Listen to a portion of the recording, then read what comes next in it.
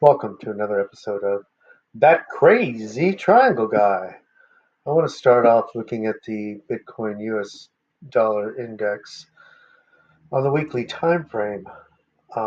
We have the bunch of moving averages here. In the green, we have the 89 EMA, and the red is the 200 simple moving average, again on the weekly time frame. Um, I want to point out to you that anybody telling you that we need to maintain above these in order to remain bullish is either lying to you or lacking the most basic analytical skills. Um, and this is why these these two in particular, because we're talking about 89 weeks and 200 weeks of price action. The prices that they're taking into account are way back here. They go way back. And they take into account this double top here, which is 6 months apart. And all this price action right here, all this elevated price action. And that's why their averages are are higher than in the past. And why we've fallen below the 200 in particular for so long back here. And we haven't done that in the past. Now, have we had double tops in the past? Sure. We had a double top here. But look at this. These two here, the most recent, were only 5 or 6 months apart. Back here in December 2017 and July of 2019, that's a year and a half apart. And if you go back here, these two, April 13 and November 13, well, those are only 5 months apart. However, this top is way down here. It's even below the price action over here. So it's not affecting it at all. These moving averages over in this range where we had our bear market and over here and over here, they aren't elevated like they are today because the averages that they're accounting for were much lower. The prices that they're taking the average of are much lower. So you got to take the moving averages with a grain of salt. All right, moving on from there.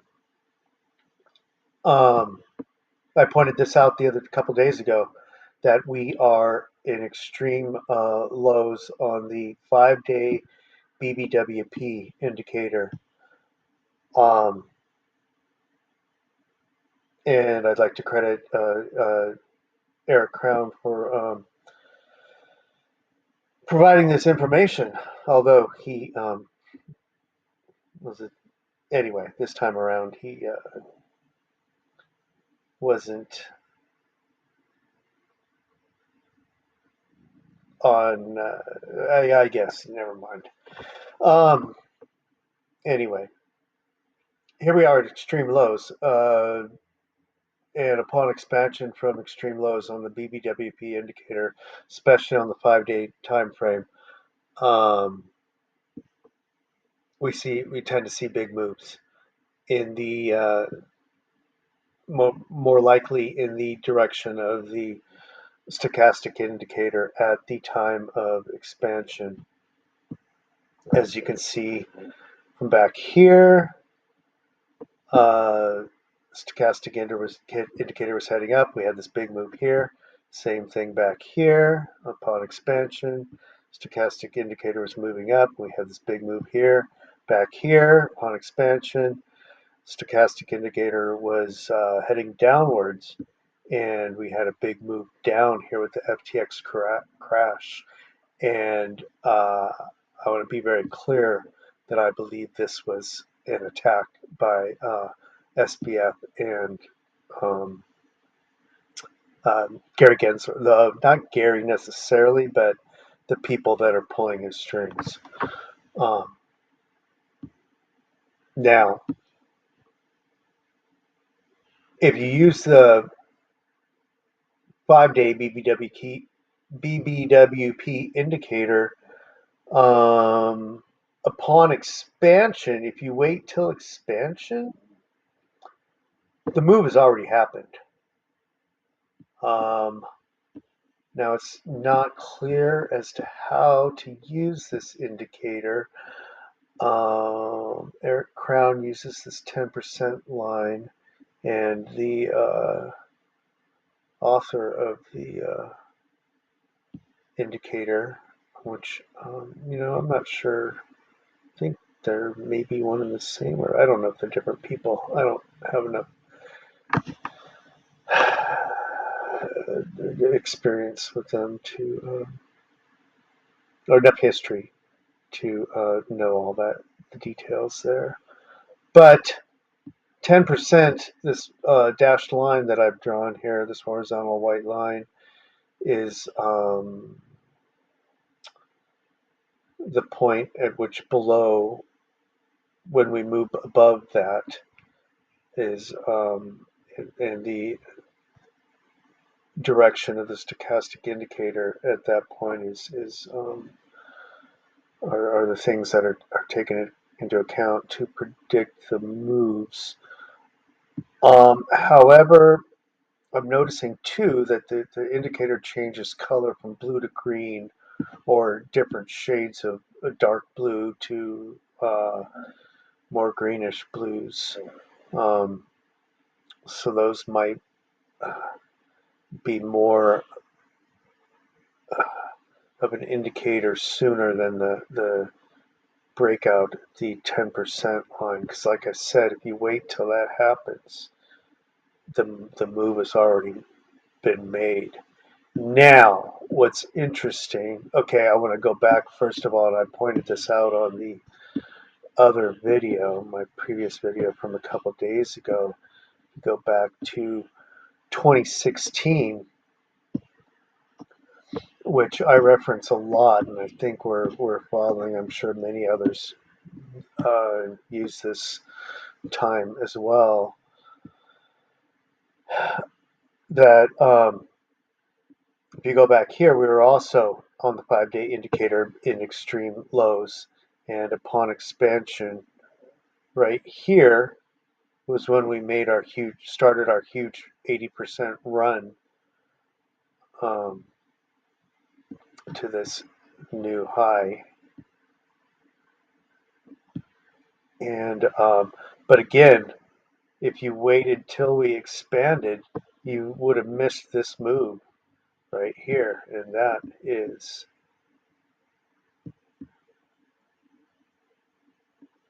the 20% move. So, however, if you look on the 1-day chart, just today upon close, we entered below the 10%. We entered the extreme low range below 10% on the 1-day chart. Um, and that's significant because the same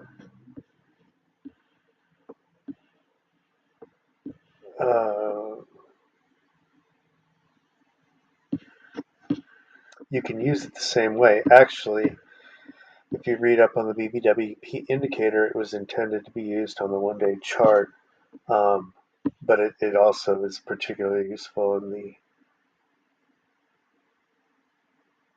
well. See, it's not useful in the 5-day.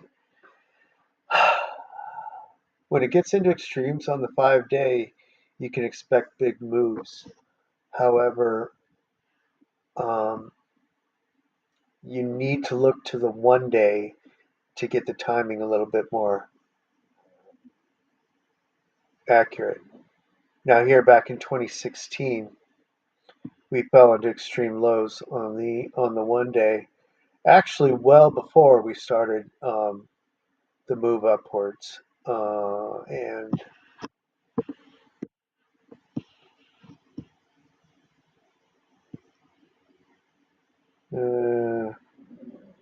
maybe a week and a half or so, but before we started moving the big move upwards. Of course,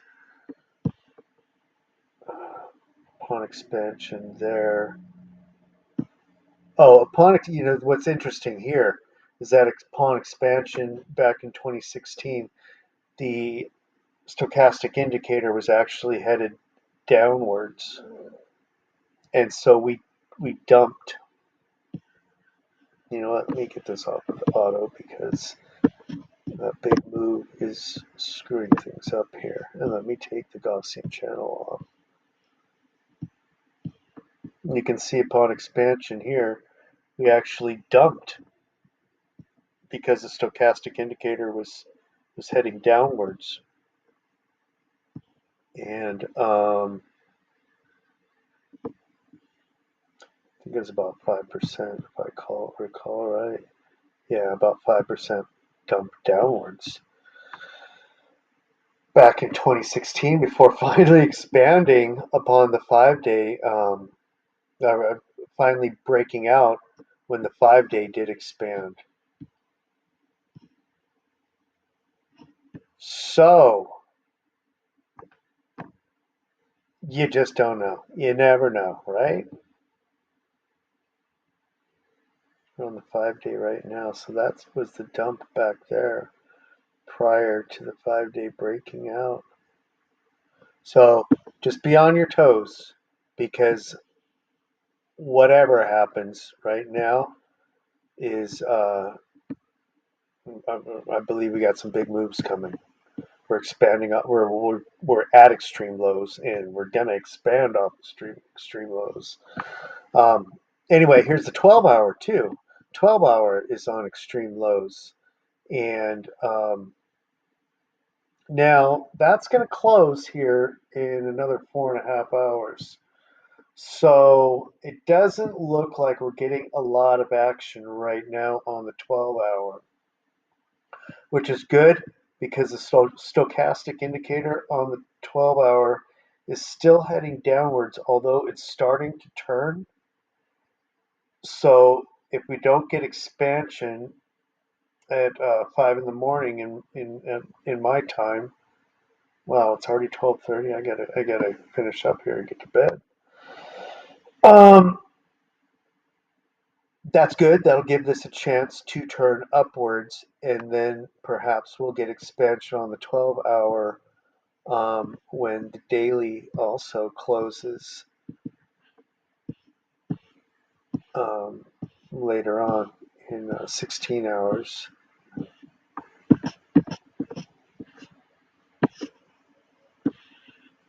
Let's see where the stochastic is headed now. That's also headed slightly downwards. So possibly that starts to turn up with Saturday's price action. And we'll see if we get an expansion from here today or tomorrow on close. Now, the 5-day is going to, 5-day closes tonight, I believe. Where are we at? Yeah, 5-day also closes upon Saturday's close. So will we see if we see big moves today, then possibly it does expand upon close tonight. If not, then possibly the 5-day will expand above 10% on the next 5-day close. But like I pointed out, if you wait for that expansion, you're going to miss a lot of the gains that will be made over the next 5 days, if in fact that is what we see. So I'd be really looking to the lower time frames, the 12-hour and the daily time frames to see what's going on and where we're headed. Um, Now, of course, we could dump, but that does not fall in line with everything else we're seeing on the charts. Here, I'm going to get those indicators off for now because here we have these red arcs right there. Those represent the, well, let's just go to the weekly chart. We don't need the 5-day anymore. Those represent the Gaussian channel on the weekly time frame. The lower one is the mean band, and the upper one is the top of the Gaussian channel. And as you can see, the candles are following the path I predicted in the my worst case scenario Bitcoin to 25K video several weeks ago, at least a couple weeks ago. And I truly did not think that that was going to happen. I thought we would be up here already, but it looks like it is playing out. There's a lot of support right here in this area at the mean band of the Gaussian channel. We do have the 200 weekly moving average there. I think we're trading just below that 89.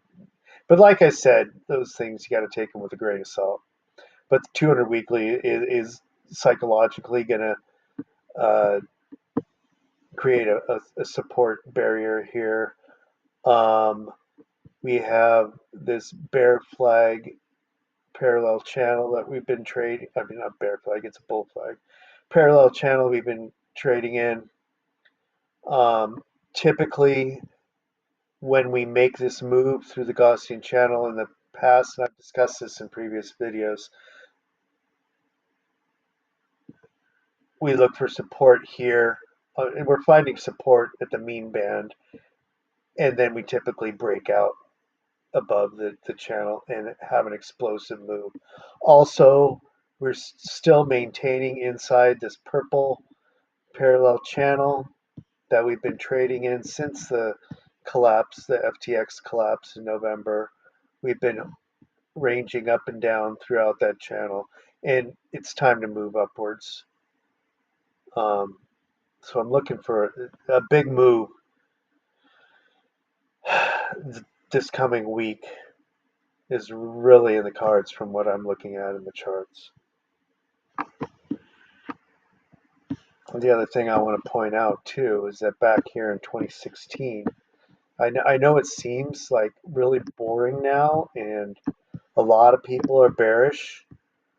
A lot of people, you hear a lot of FUD about macroeconomic conditions and all sorts of crazy talk. I can't believe people are even saying below 25. That's the other thing. I think the lowest we could possibly go would be 25.3. That's an area that I don't believe we necessarily need to retest it as support. I don't think it was that much of a resistance, but a lot of people are saying that. And the same people are also saying that we could fall to 24 or 23. That doesn't even make any sense. If you're retesting 25.3, why would you fall to 24 or 23? If you're going to fall below 25.3, you're going to fall a lot lower than 23 or 24. But just their arguments don't make any sense. And the reason why is because these people want you to stay out of the market so that you'll FOMO in and create these big parabolic moves, and then they can dump on you at the top. That's all they want. They're just trying to create big parabolic moves. And we were in the same bull flag pattern here, trading sideways for a long time back in 2016, and I'm sure nobody thought that we were going to pump here. I wasn't around then, but I'm sure everybody was feeling the exact same and saying the exact same things back then as they were now. So, anyway, I got to get to bed. Thank you for tuning in. Subscribe to the channel. Um, Hit the notification bell so that you will be notified when these fantastic videos come out.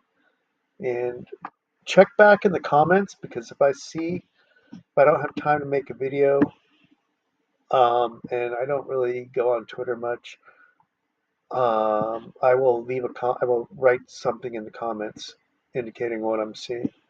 So I'll see you next time, and thanks for tuning in.